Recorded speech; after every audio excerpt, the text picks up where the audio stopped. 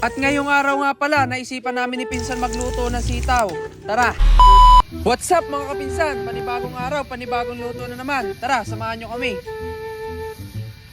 At sinimulan na nga pala namin gayatin mga pinsan ang aming sitaw na gagamitin. At saka itong karne, ginayat na din namin.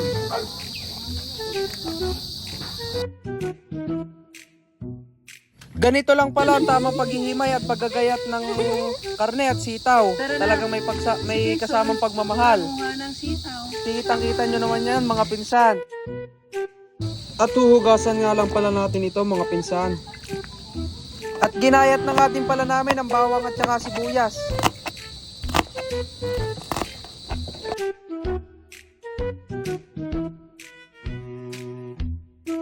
Igigisa naman natin ang bawang at sibuyas. Siyempre, mantika first, bago ilagay ang bawang at sibuyas. At dito, ilalagay na din natin itong karne. Aantayin lang natin itong mamula.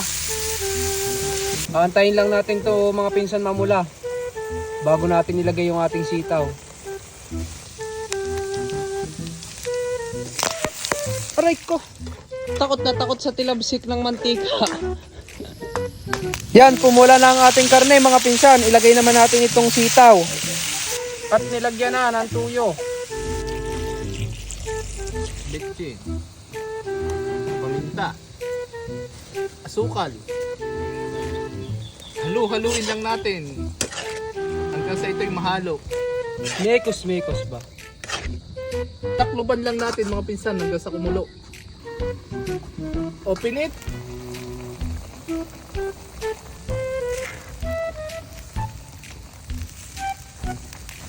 Suka. At ito mga pinsan, luto na. Tara, samahan nyo kaming kumain. Siyempre, wag natin kakalimutan magpasalamat sa biyayang ating natatanggap. Tara mga pinsan, kain tayo. Kain. Sarap po.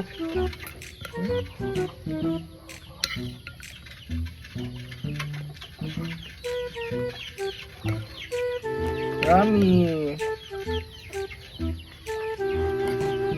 Laman. Nag-uusok-usok pa sa init mga pinsan.